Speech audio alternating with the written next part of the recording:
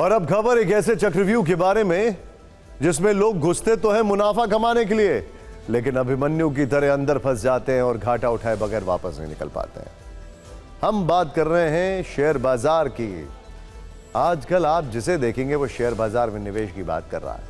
आम लोगों को निवेशक बनाने में सोशल मीडिया की रील्स का बड़ा योगदान है।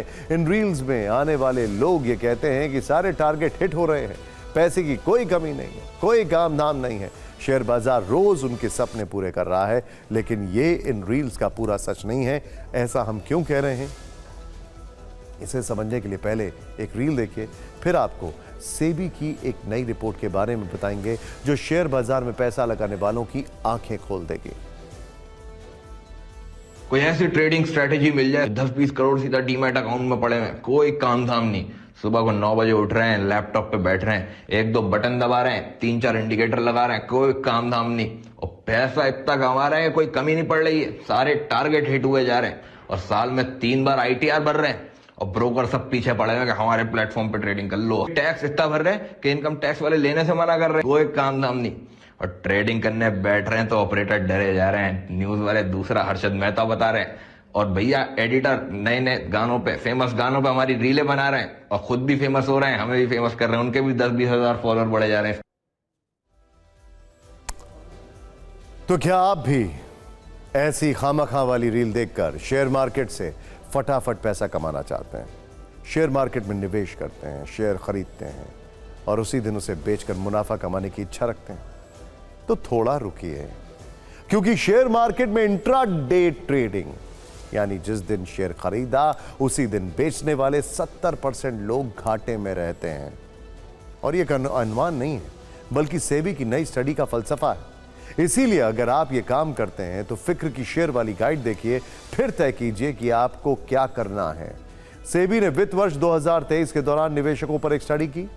इस स्टडी में दावा किया गया कि 2023 में इंट्राडे ट्रेडिंग करने वाले 70% से ज्यादा निवेशक घाटे में रहे, यानी हर तीसरा निवेशक घाटा उठाता है। इस स्टडी में यह भी कहा गया है कि 2019 की तुलना में 2023 में इक्विटी कैश सेगमेंट में इंट्राडे ट्रेडिंग करने वाले रिटेल निवेशकों की संख्या में 300% से ज्यादा की बढ़ोतरी हुई है, यानी नए लोग शेयर मार्केट में एंट्री ले रहे हैं। इस स्टडी में एकेडमिक जगत से लेकर ब्रोकर्स और मार्केट एक्सपर्ट शामिल हुए। इसीलिए जो शेयर मार्केट आपको मुनाफा कमाने का शॉर्टकट लगता है, वो दरअसल 70% लोगों की जेब खाली करता है।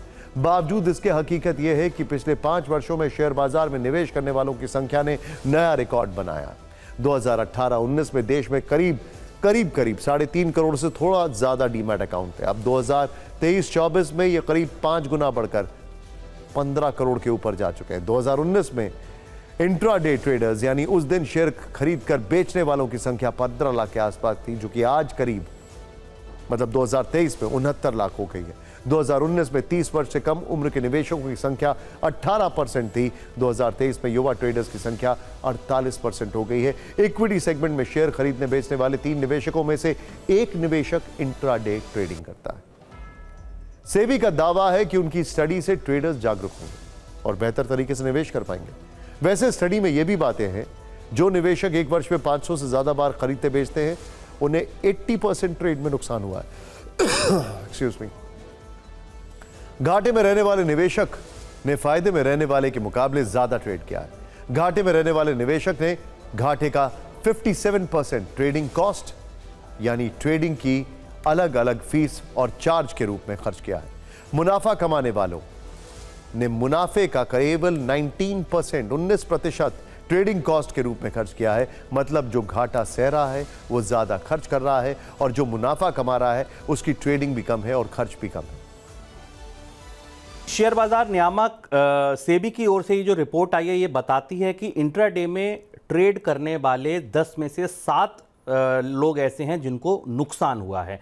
सेबी की ओर से ये जो रिपोर्ट है, ये साल 2018-19 से 2022-23 के दौरान का जो समय है, इसमें अध्ययन किया गया है। देश के 10 बड़े ब्रोकर्स के क्लाइंट्स पर यह अध्ययन किया गया है, और ये बताता है कि जिस चीज़ को लेकर चिंता थी, लगातार ये माना जा रहा था कि लोगों की लत पड़ रही है, वो अपने सेविंग्स का पैसा निकाल के, अपने इन्वेस्टमेंट का पैसा निकाल के और ट्रेडिंग में जा रहे हैं, वो चीज़ सही साबित हुई। इस स्टडी में ये पता चला है।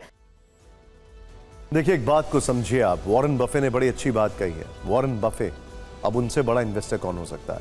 उन्होंने कहा कि अगर स्टॉक मार्केट में आपको पैसा लगाना है तो 3 साल मिनिमम, 5 साल, 10 साल, 15 साल, जिससे कि आपको कंपाउंड इफेक्ट में उसका इंटरेस्ट मिले, वो करिए।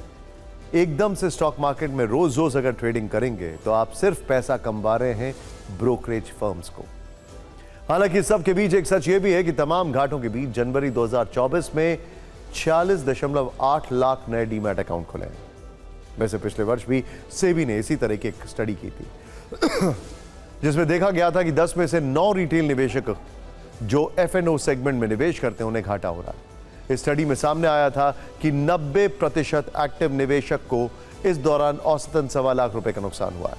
सेबी की स्टडी पर अगर कोई मीम बने तो वो कुछ ऐसा हो सकता है कि देख रहा है विनोद, मुनाफा कमाने आए थे और नुकसान उठाकर चले गए।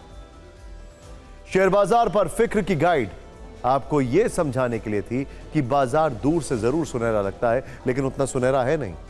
वैसे मोदी 3.0 में सोना खरीदने वालों के लिए गोल्ड टाइम है, गोल्डन टाइम चल रहा है। बजट में सरकार की ओर से सोना और चांदी पर लगने वाली कस्टम ड्यूटी में कटौती का ऐलान हो गया है और उसके बाद सोना और चांदी लगातार सस्ते हो रहे हैं। सरकार ने ऐलान किया था कि सोने और चांदी पर लगने वाली कस्टम ड्यूटी को 10% और 6% कम कर दिया जाएगा, जिसके बाद से सोना 4,000 रुपए तक सस्ता हो गया है। चांदी के भाव में भी बड़ी गिरावट आई है। ऐसे में सोना चांदी के गहने खरीदने वालों के चेहरे पर चमक आ गई है, क्योंकि भारतीयों के लिए सोना सिर्फ पीली चमकती धातु नहीं बल्कि सोना उनकी सांसों की डोर की तरह है, हमेशा उनके सीने पर गहनों की शक्ल में दमकता और चमकता है। आंकड़े इसके गवाह है। ऐसा अनुमान है कि भारतीय घरों में करीब 24,000 टन सोने का भंडार है। ओहो, ये देखिए आप जरा, जो गहनों और जेवरात की शक्ल में। भारत में सोने के गहनों का सबसे बड़ा हिस्सा ग्रामीण इलाकों में। देश का 60% सोना गांव के लोगों के पास। देश में शादी विवाह जैसे आयोजन में सबसे ज्यादा सोना खरीदा जाता है। इसका आंकड़ा 55% है, क्योंकि हिंदू धर्म में शादी विवाह के समय स्त्री धन की शक्ल में सोने के गहने जेवर देने की परंपरा रही है। इसके अलावा वर्ष 2022 में भारत दुनिया में सबसे ज्यादा सोने के गहने खरीदने वाला देश रहा है। 2023 में भारत इस सूची में दूसरे नंबर पर रहा। यह है। खैर, आपने एक पुराना गाना सुना होगा, गाड़ी बुला रही है, सीटी बजा रही है।